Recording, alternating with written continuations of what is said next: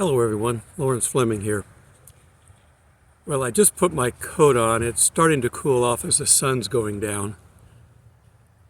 So I'm gonna have to adapt a little bit, but it was 60 today, so it was good to feel the warm weather. Tomorrow we're getting rain, but it's like a 50% chance, so I'll have time somewhere in there to record.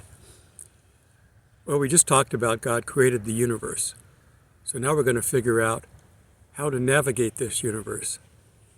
And although I'm talking about, I heard somebody walking behind me. I'm here, there's a campus full of people this weekend. I'm talking about navigation, but I have absolutely nothing to do with a group called the Navigators. So we're just talking about finding spiritual guidance to get where we need to go. God never left anybody stranded. When they wandered the wilderness, they had help. He showed them where to go. Up until recently, technology, the boat was the greatest piece of navigation equipment out there. Benjamin Franklin took a boat back to France to ask for their help when we were trying to fight England, and they were more than happy to help. But he took a boat. They didn't think about planes or anything else. But navigation was very simple back then, and it's a good thing it was, because they still got lost. When they found the United States, and Columbus got here, he was searching for the East Indian Trading Company and other companies that were like that were in India. That's the name. That's why the natives, when they found them, were called Indians. He didn't actually hit the main part. He got all the way down to the Caribbean where he ended up stopping, but it's all, he was the first group of settlers there. Now they tell us the Vikings were there earlier, but they didn't really do anything, maybe a little bit in Canada. Anyhow, all they used was, they had two things. They had a compass that was fairly new at that point in time. But if you want to go back to biblical time, they didn't have a compass. They could look to the stars. There were people that studied the stars. They were not, fortune tellers. They were actual scientists that would study the stars. That's how they knew, the king star, to follow that to Jesus. But the compass is, the oldest piece of tools that we've been using for navigation. And we're using the universe that God created. We have a magnetic center in our Earth, and we have a magnetic pole. It's not dead center on the North Pole. It doesn't work like that.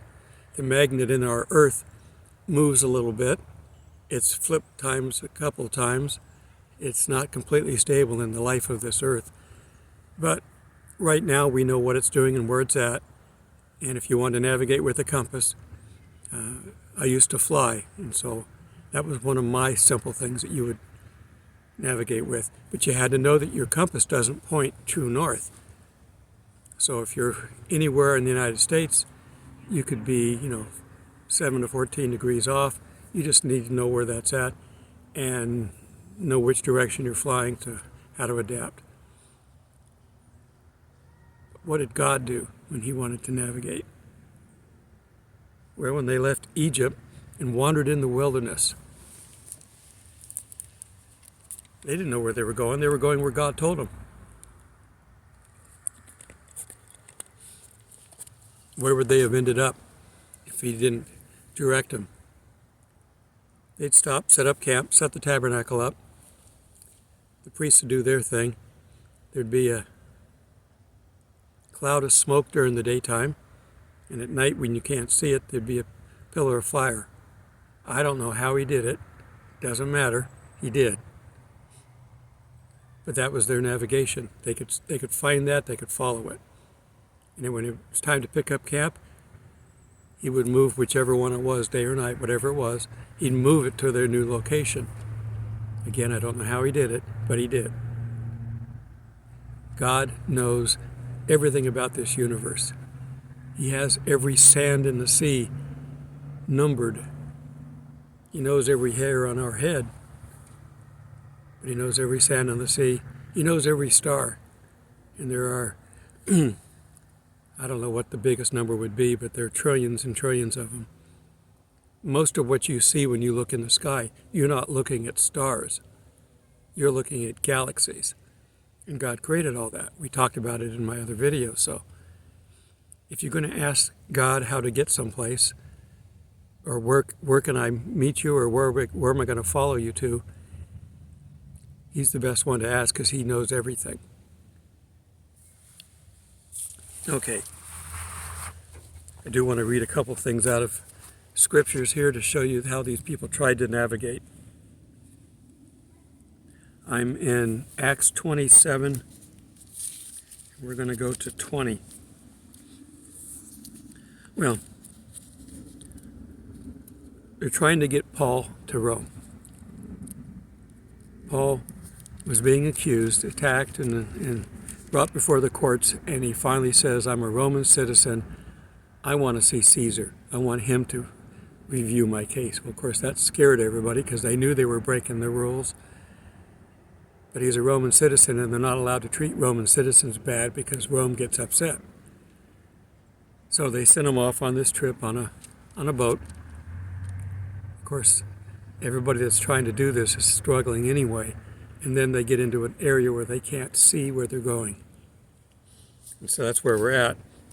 So it's on the third day we threw the ship's tackle overboard with our own hands. They were trying to keep afloat in this storm. Anybody who knows when you got clouds overhead, like I got a little bit now, I can see you can't navigate with the stars.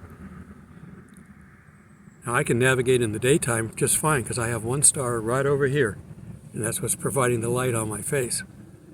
The sun is a star, but it's only available in the daytime. So now when neither the sun nor the stars appeared for many days, and no small tempest beat on us.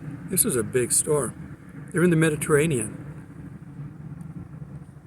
All hope that we would be saved was finally given up.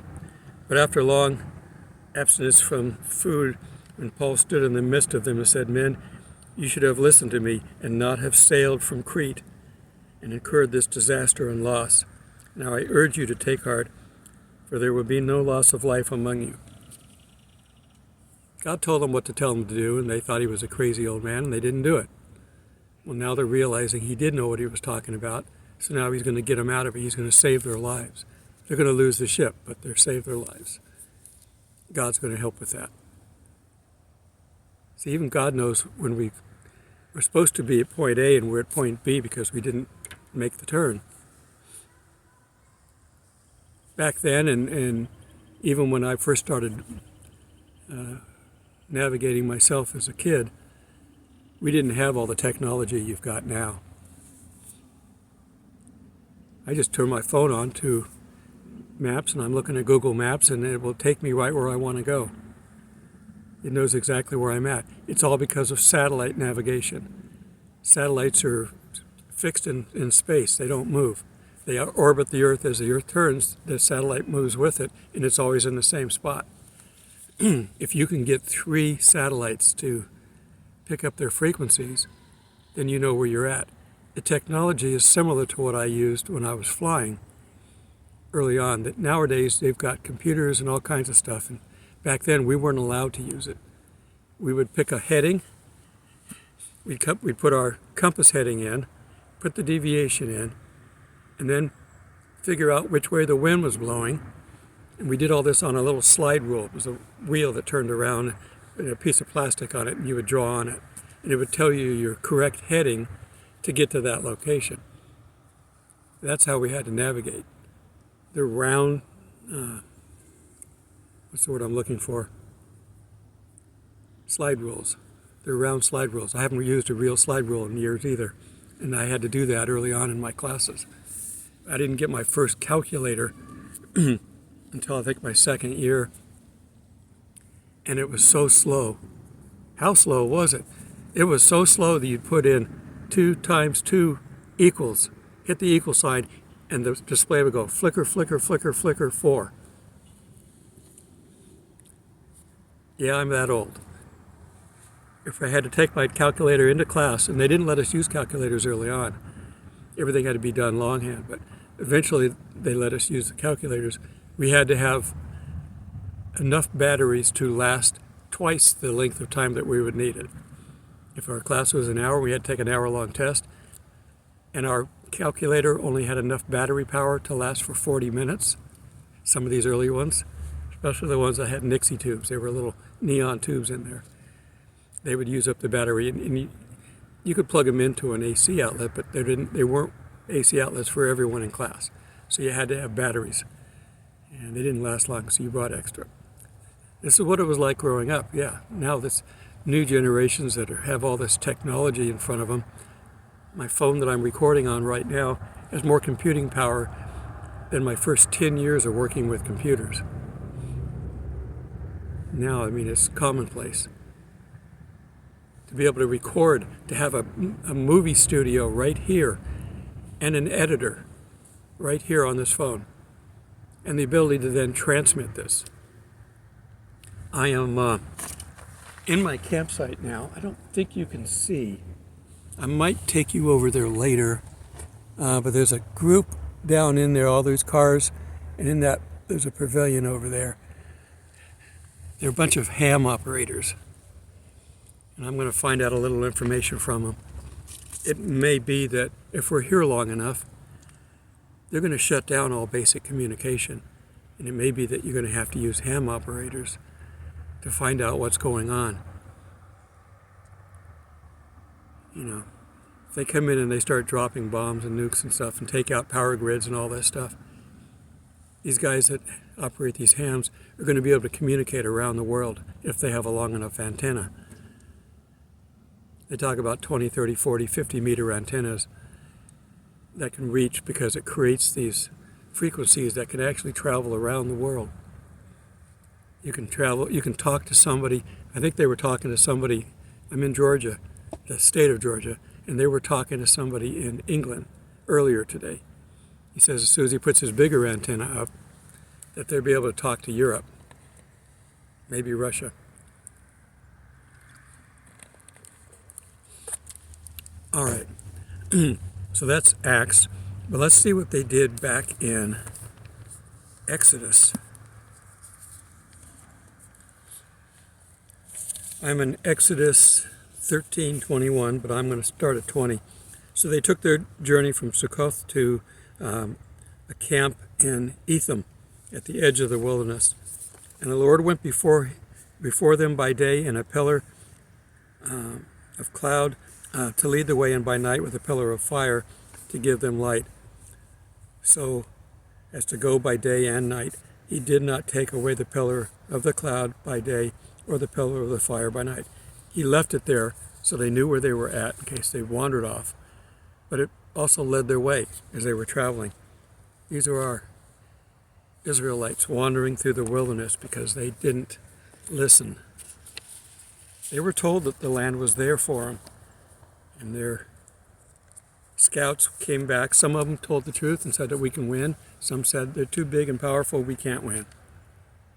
So they wandered the wilderness until that generation died off.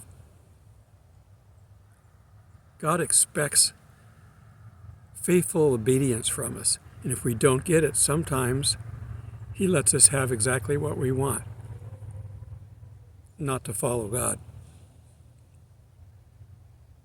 No, I don't want to go over there just because you want me to. I'm going to go over here instead. Sometimes he'll let you do that. Now, if you've got a purpose, and he's got you here for a purpose, you won't be able to run from it. Just ask Jonah. So he treats everybody individually. We all have to deal with that. I am not a spokesman for this, but I've got half and half tea and lemonade. It's amazing what you can get nowadays by just going to the store. And I spent, for probably 3 to 4 days worth of food, about $150. Yes. It's not a day's wage for a loaf of bread yet, but we're heading there. Okay. And you can also look in Psalm 78:14 and Nehemiah 9:12, where it again talks about the clouds and the fire. But now I want to turn to John 16:13. And Jesus talking to him, finishing up, and he says, I still have many things to say to you, but you cannot bear them now. However, when he, the Spirit of truth, the Spirit of God, has come, he will guide you into all truth. For he will not speak on his own authority, but whatever he hears, he will speak. He will tell you things to come. He will glorify me, talking about Jesus, and he will take what is mine and declare it to you. This is our compass. We can never get lost with this compass.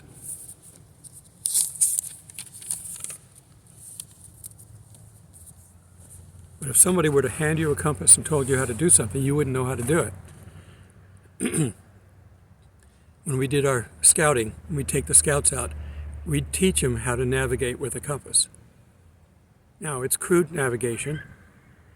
If you're going, 1,000 or more miles and you're off by a half a degree, you could be 500 miles off when you get to where you want to go if you're not paying attention. So you got to basically use it for short distances. And if you can find landmarks that you can look at. If you're traveling across the flat desert and there's a little mountain that sticks up at the end, you can get that. You can just, okay, that's 5 degrees off, so keep it 5 degrees at all times as you're going towards it. Now, it'll turn you, so you got to kind of pay attention to what you're doing. Use your regular navigation. All this stuff's going to go away. Our satellite communication is going to go away eventually. When they start fighting, that's the very first thing they're going to take out. I worked on a military satellite. I know they're going to aim to shoot that down. Russia blew up one of their own satellites with a missile from Earth. You might remember that a year or so ago. They did that for the United States because that's what they will have to do to the satellite system I worked on, because you can't take it out other than a direct hit. You can't jam it. You can't EMP it. It will recover. The only way to take out the satellite I worked on is to blow it up, literally. And there's a few of them up there, but they could come up with enough missiles to shoot them all down in 1 hour if they wanted to. EMP would knock everybody else out. And that's going to probably happen sooner than later. I'm hoping that we're not here, but I don't know. If we're not gone by the time they start doing some of this stuff, we may have to turn to these ham radio guys. They can communicate without any help. They're out here in a campsite. They've just got battery power. I think one might have plugged to a power at one of the campsites, but you can do this with battery power and talk around the world. And as I'm listening to them tune through the frequencies, and they're talking to people, they're keeping a log of who they talk to. It's hard to hear sometimes. Depends on how much power the other side's talking with. There's some other factors that have to do with this. It's the weather and all kinds of other things. But they're communicating. And the thing is no matter where we're at, God can communicate with us. It doesn't matter the weather. It doesn't matter if there's a solar flare hitting us. He can always communicate with us. And we may have to learn how to do some of the old school things. Before the age of computers, these young people aren't going to know what to do.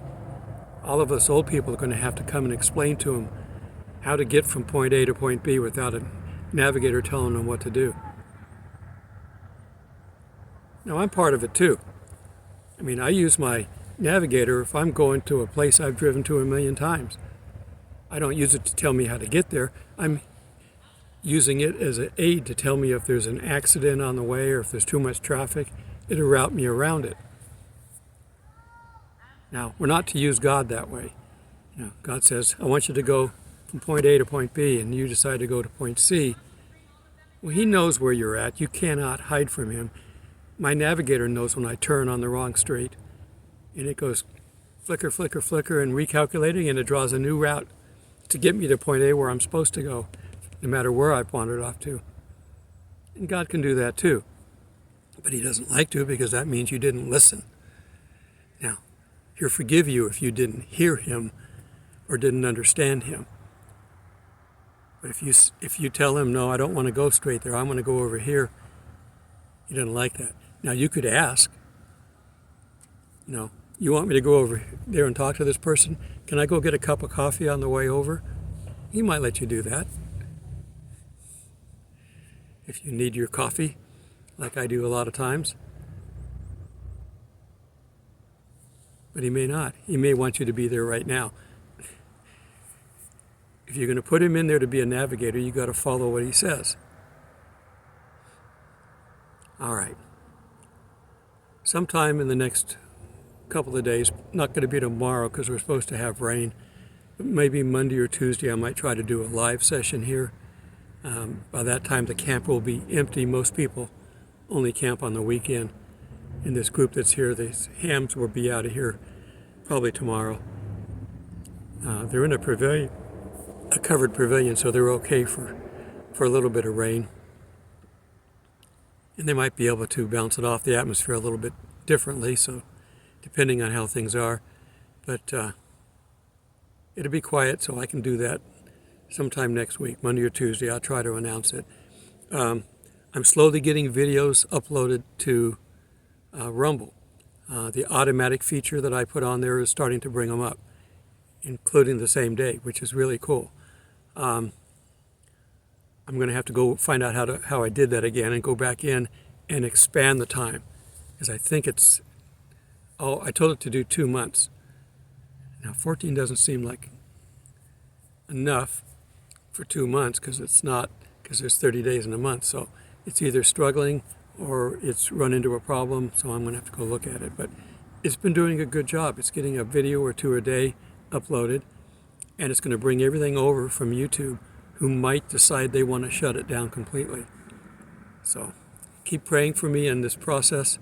I really need help on making sure that the devil doesn't get into this and mess it up. But log in and check out Rumble, check out Telegram. When I get a file up, I put a link up on Telegram. What I might start doing is I might be a day behind. You don't need to watch the video on both platforms, but I may wait till it's up there and stable, and then I'll put the link from Rumble over to Telegram and start breaking the connection back to YouTube. And if I can keep doing this, we might continue this until I go off YouTube, maybe in March. If I still have problems with this, I might split the week up. I might do Monday, Tuesday, and Wednesday on YouTube, and the other days of the week I could do on Rumble.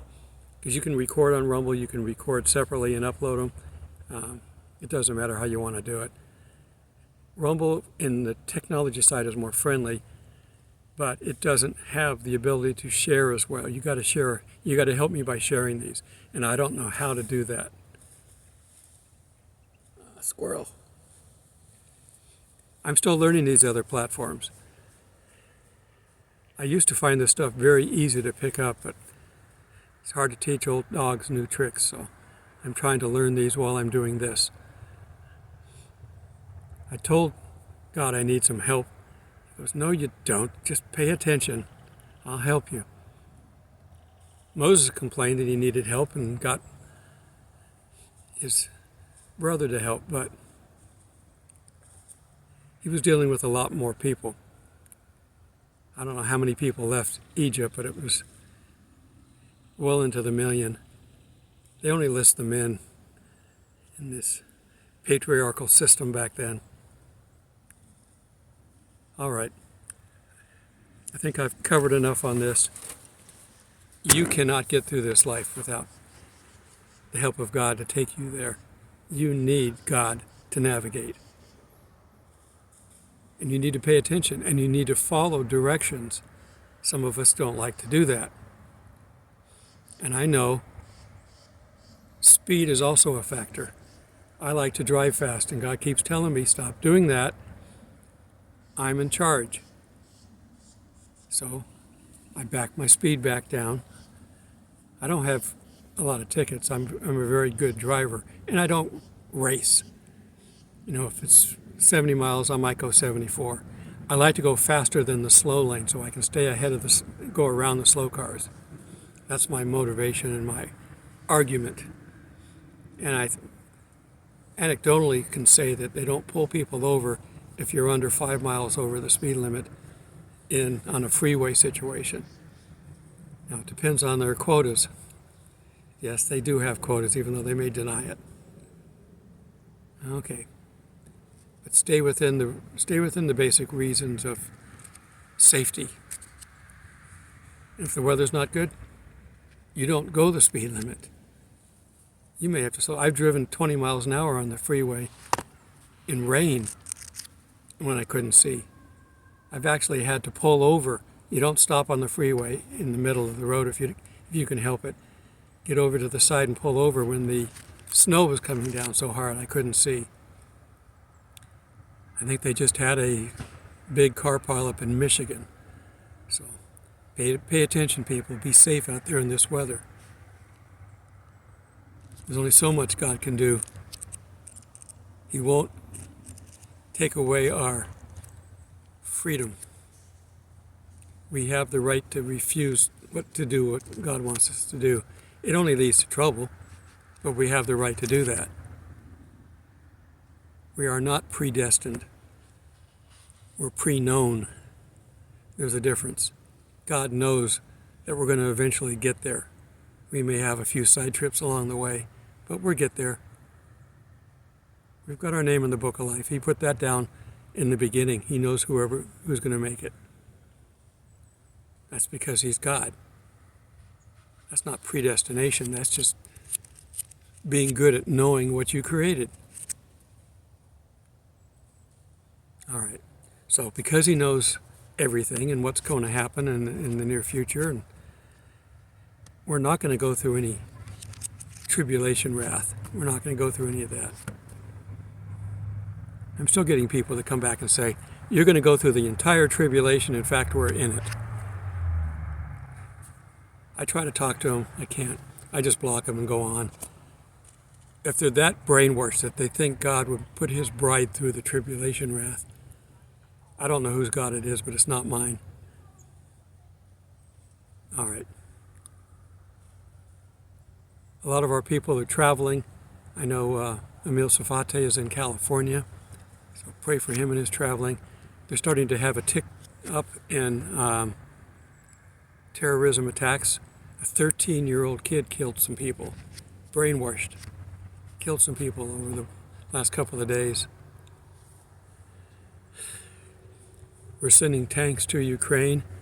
I saw a report that they were working on their runway, and when asked what they were doing on these runways, they said they were getting them ready to accept F-16s. The only thing that our government is doing, and the only reason that we're not being attacked, is they're giving away all of our hardware, our military hardware, so we're not going to be able to defend ourselves. That's the only reason Russia's not coming after us now. We're basically declaring war on Russia, and he knows what they're doing. They don't want us to be able to fight, so they're giving away all of our equipment. They got rid of all of our oil. We couldn't go to war with anybody right now. There's a movie with Peter Sellers in it where they declare war because they know that they would get help later on. I forget the name of it, one something or whatever, but in any case, we couldn't win a war with them. Right now, we can't do anything. The only thing we've got is a nuclear option, and those are probably not up to date, and we don't have as many as Russia does, so if we want to push the button and wipe out the entire Earth, we could do that. But even our crazy one world government folks don't want to do that. They want to have somebody left. Somebody's got to be able to wait on them. They're going to have their steaks. We can't, but they're going to have their steaks. Somebody has to cook it. So they don't want to have everybody annihilated. They just want to reduce the population. They want a whole bunch of population that can work as waiters in restaurants and clerk people at hotels, maids. These are the kind of people they want left. They don't want anybody else. They don't want anybody at their level or anybody that could take away anything they've got. These are crazy people. This is Satan running all their minds. All right.